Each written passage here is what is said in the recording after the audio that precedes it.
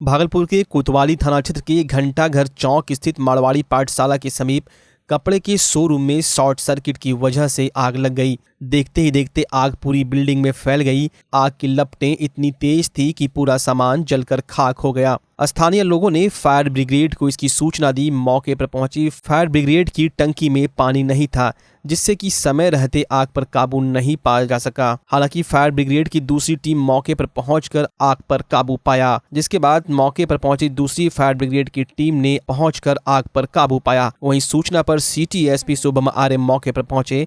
उन्होंने बताया कि कपड़े की दुकान में आग लगी है। फायर ब्रिगेड की 4 गाड़ी मौके पर पहुंची। आग लगने का कारण अभी पूरी तरह स्पष्ट नहीं हुआ है। ये एक कपड़े का दुकान था, नीचे फास्ट फूड का भी दुकान था, जिससे आग अभी निकली है। सुबह से हम उसमें प्रयास कर रहे हैं तो पता करने के कारण आग का कारण क्या रहा है और जल्दी आग पे काबू पा लिया। कितनी गाड़ी लगाई गई है? अभी तो यहाँ पे 3 गाड़ियाँ लगी हुई हैं जो एक्टिव लोड में है। टोटल 4 गाड़ियाँ। कुछ पता चला सर आग कैसे लगी? आग का कारण अभी थोड़ा जब खुल जाएगा तो पता लग पाएगा आग का कारण क्या है। सर किसी प्रकार की क्षति भी हुई है? जान कोई माल क्षति नहीं है। मैं जान का नुकसान कोई नहीं हुआ है। अभी अंदर जितने प्रॉपर्टी का डैमेज है वो तो आकलन करें।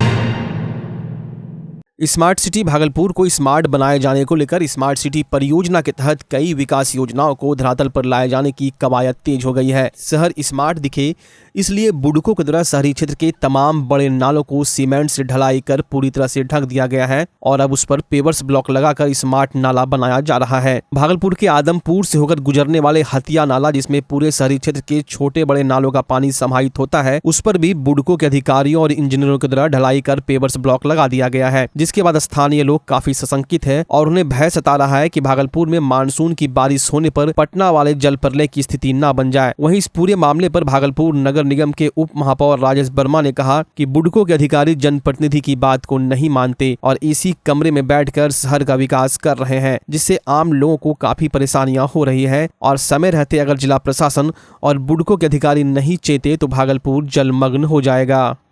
कहीं पे भी सॉकेट नहीं दिया गया है। बारिश जब आएगी तो समझ लीजिए हमको लगता है 2-3 फीट पानी इसमें जमा रह जाएगा। बहुत दिक्कत होगा यहाँ पे, समझ लिए पानी का क्या हुआ है जो पानी जम जाएगा। पानी इसलिए जम जाएगा कि कहीं पे भी रास्ता नहीं दिया है, छेद नहीं दिया है, समझ लिए सॉकेट नहीं दिया है।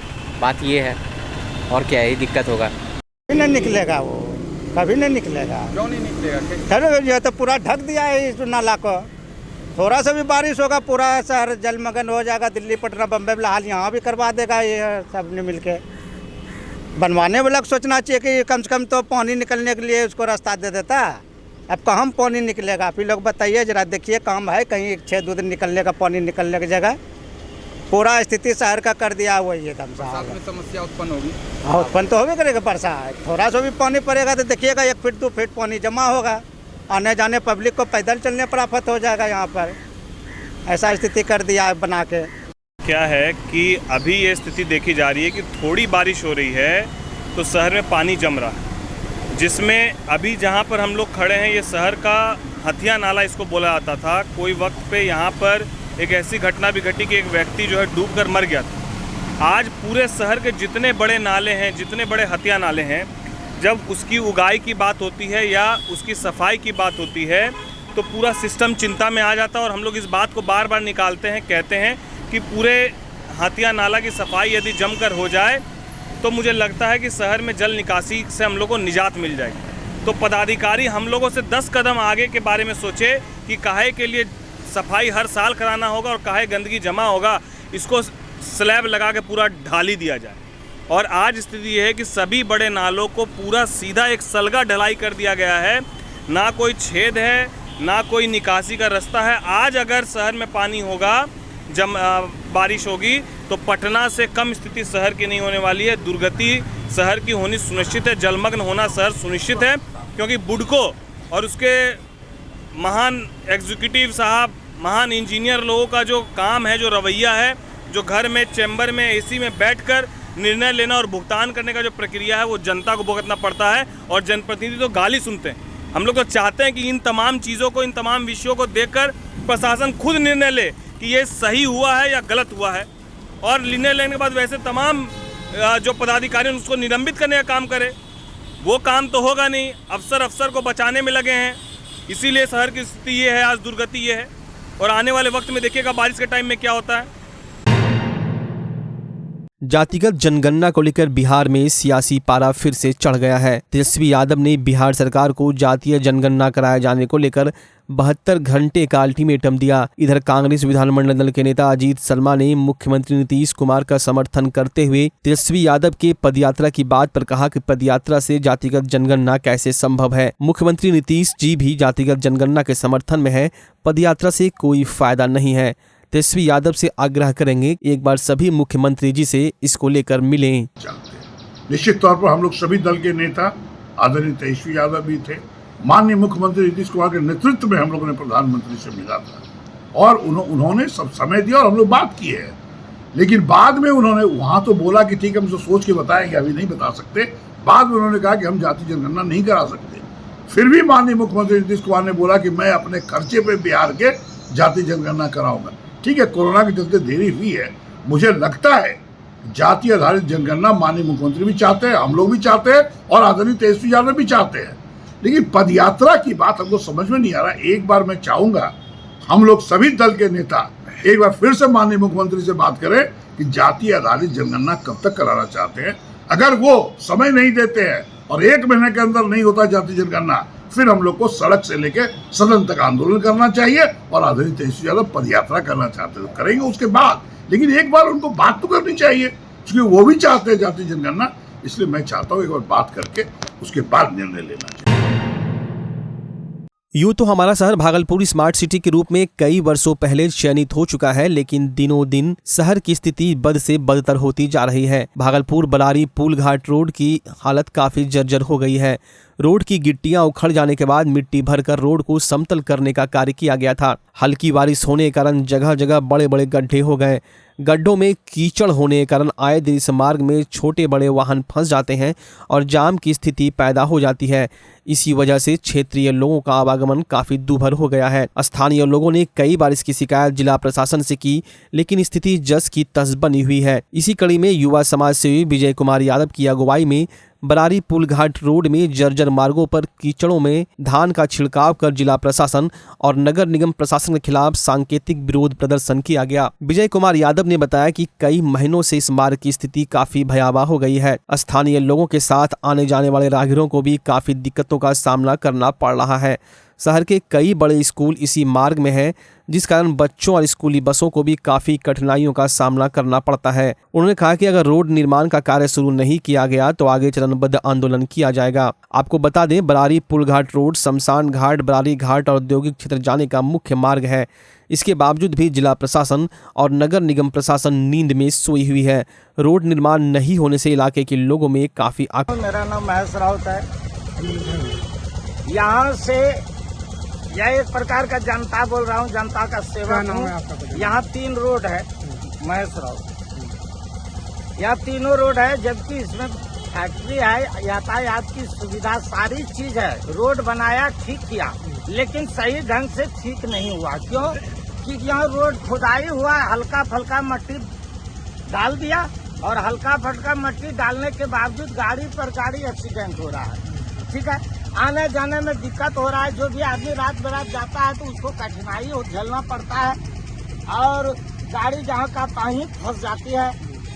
जब से ये रोड बना है, इतना धूल, इतना डस्ट हो रहा है कि आदमी को खाने पर भी दुश्वार है। जहाँ रहता है वहाँ भी धूल से भारी भरकप हो जाता है। यानी न सो सकते हैं, न बैठ सकते हैं, न खा सकते हैं। घर से निकलना भी दुर्लभ हो जाता है। इसलिए मैं सरकार से निवेदन करता हूं कि जब रोड बनाया सही है, लेकिन इसको मिट्टी, जिस समय रोड खुदाई हुआ तो उस पर मिट्टी भराई अच्छी तरह से होना चाहिए। थोड़ा थोड़ा मिट्टी भर दिया है, जिसके कारण गाड़ी को भी आने जाने में असुविधा होता है। जबकि यहाँ DAV है, स्कूल है, फैक्ट्री है, तरह तरह के यहाँ श्मशान है, यहाँ तक कि लहास भी जाना भी दुर्लभ हो जाता है। उसका उद्देश्य आप देख सकते हैं कि ये बरारी का ये मुख्य मार्ग है। यहाँ से करीब जो है जितने हमारे भागलपुर से शमशान घाट जाने की रास्ता, मेन रास्ता यही है। इसी रास्ते पे होकर जो है लोग शमशान घाट तक जाते हैं। उसकी स्थिति आप देख सकते हैं कि क्या स्थिति है। जो कीचड़ मतलब ये सड़क पर और ये खेत जो है, जो धान का जो खेत होता है हम लोगों का, वो खेत ज़्यादा नज़र आ रहा है। वो देखते हुए हम लोगों ने अभी धान की बुआई किया है। इस खेत में मतलब खेत नुमा जो सड़क है, इस पे सड़क पे जो है खेत, उसमें अपना धान की अभी बुआई हम लोग किए हैं, ताकि सरकार की नज़र इस पे आवे और देखे कि ये क्या हो रहा है, ये सड़क पे क्या हो रहा है, क्या स्थिति है लोगों की। यहाँ पे मतलब आते दिन यहाँ पे बच्चों के लिए बहुत सारे लोगों के लिए, जो ऑफिस जाने वाले लोग हैं, जो बच्चे स्कूल जाने वाले हैं, उन लोगों के लिए यहाँ पे बराबर जो गाड़ी फंस जाती है, स्कूल जाने में लेट हो जाता है, ऑफिस जाने में लेट हो जाता है। शमशान घाट पे जाने वाले लोगों के लिए बहुत परेशानी है इस रोड पे। सरकार को, प्रशासन को क्या अल्टीमेटम दे रहे हैं? बस सरकार को अल्टीमेटम यही दे रहे हैं कि इस रोड को जल्द से जल्द ठीक कीजिए, नहीं तो हम लोग यहाँ पे इस रोड को लेकर धरना पे बैठे।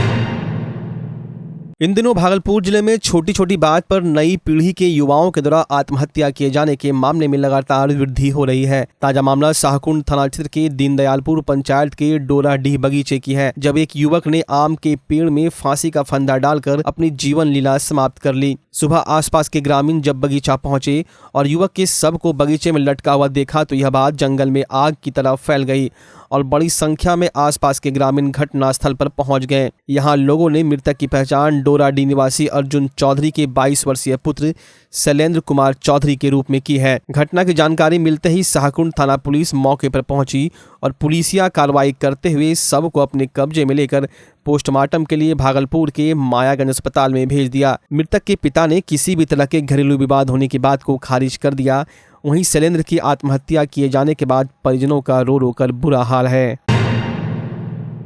पंचायती राज व्यवस्था की पूरे बिहार प्रदेश से अलग अलग तस्वीरें सामने आ रही है। भागलपुर जिले से भी एक ऐसी तस्वीर सामने आई है जहां नवनिर्वाचित मुखिया जी के द्वारा गुणवत्तापूर्ण कार्य नहीं कराए जाने का विरोध करते हुए उस पंचायत के सरपंच साहब ने काम करने पर रोक लगा दी है। मामला सुल्तानगंज प्रखंड के भीरखुर्द पंचायत के वार्ड नंबर 8 का है, जहां पंचायत के मुखिया विजय मंडल के द्वारा गुणवत्तापूर्ण नाला निर्माण कार्य नहीं कराए जाने की शिकायत मिलने पर पंचायत के सरपंच उदित नारायण मंडल ने ग्रामीणों के सहयोग से निर्माण कार्य को बंद करा दिया। इस दौरान ग्रामीणों ने बताया कि मुखिया के द्वारा बहुत ही घटिया नाले का निर्माण कराया जा रहा है, जिसमें सोलिंग के दौरान ना तो बालू दिया जा रहा है और न ही गुणवत्तापूर्ण ईंट लगाई जा रही है। साथ ही नाला निर्माण में जो सामग्री का उपयोग किया जा रहा है वो काफी घटिया क्वालिटी का है।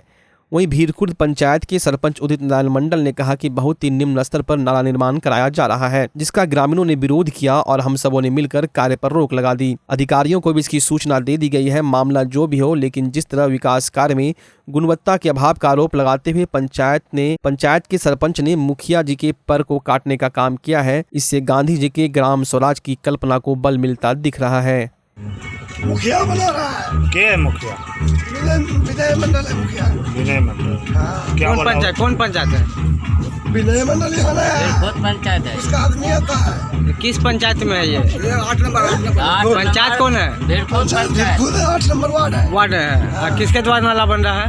मुखिया के द्वारा बन मुखिया द्वारा बन रहा है। सही निर्माण नहीं कर रहा है। बालू तो दिए नहीं। इससे परेशानी होगी आप लोगों को। हाँ, बाद में परेशानी होगी। यह वार्ड 8 है, बिल्कुल पंचायत। हाँ, भीरखुर्द में 8 नंबर वार्ड में यह काम चल रहा है नाला का। और इसमें ओवरसियर से मैंने बात किया तो वो कहा कि 6 इंची जो है बालू देना है और बालू नहीं दे करके मिट्टी पर जो है यह सोलिंग कर दिया गया और 3 नंबर ईटा लगाया गया। तो इससे क्या परेशानी होगी? एक परेशानी है कि जनता टूट जाएगा और मान लो जाए कभी भी यह नाला ध्वस्त हो जाएगा। यह भ्रष्टाचार में आता है। किससे शिकायत किया इसका बारे में? यह शिकायत जो है प्रखंड विकास पदाधिकारी से हम करेंगे। किए? हाँ। दूरभाष पे कहा है, सूचना दिए हैं? हाँ, ओवरसियर को मैंने सूचना दिया है। क्या कहा? वो कहा कि नियति के आगे इंसान का बस नहीं चलता। कुछ ऐसा ही मामला भागलपुर के मायागंज अस्पताल में देखने को मिला, जहां सड़क हादसे में गंभीर रूप से घायल 4 लोग इलाज के लिए लाए गए। जहां इलाज के दौरान 2 लोगों की मौत हो गई, वहीं मौका वारदात पर एक महिला की मौत हो चुकी थी। वहीं गंभीर रूप से घायल 2 लोगों का इलाज भागलपुर के मायागंज अस्पताल में हो रहा है। दरअसल 2 दिन पूर्व झारखंड गोड्डा के माली थाना निवासी अनुज कुमार मंडल की शादी पथरगामा में हुई थी और जब वो अपनी नई नवीली दुल्हन को विदा कराकर अपने घर लौटा तो उसकी बहन की तबीयत बिगड़ गई, जिसके बाद अनुज अपनी बहन सिंधु, बहनोई अनिल सहनी, बहनोई की बहन मंजू देवी और भांजा धीरज को लेकर कार से भागलपुर आ रहा था। इसी दौरान देर शाम रजौन के बभनगामा गांव के समीप सामने से आ रही तेज गति अनियंत्रित ट्रक ने कार में जोरदार टक्कर मार दी, जिसके बाद कार में सवार सभी 5 लोग बुरी तरह जख्मी हो गए, जिससे मौका वारदात पर लड़के की बहन सिंधु देवी की मौत हो गई। इसके बाद सभी घायलों को आड़न फाड़न में भागलपुर के मायागंज अस्पताल में भर्ती कराया गया, जहां इलाज के दौरान हाथ की मेहंदी का रंग उतरा भी नहीं था और लड़का अनुज कुमार और बहनोई की बहन मंजू देवी की मौत हो गई और शादी के घर में मातम पसर गया। भागलपुर के तिलका मांझी रोड क्षेत्र के डिक्सन मोड़ के पास ग्लोकल ENT हॉस्पिटल का उद्घाटन कांग्रेस विधायक सह कांग्रेस विधायक दल के नेता अजीत शर्मा ने फीता काट कर किया। इस दौरान शहर के कई वरीय चिकित्सक उद्घाटन समारोह में हिस्सा लिए। डॉक्टर राकेश कुमार निराला के द्वारा हॉस्पिटल का निर्माण कराया गया है, जिसमें ENT विभाग के कई प्रकार के रोगों का इलाज और ऑपरेशन की व्यवस्था की गई है। शहर में यूँ तो कई हॉस्पिटल खुले हैं, लेकिन ENT का यह पहला हॉस्पिटल भागलपुर में आज उद्घाटन हुआ।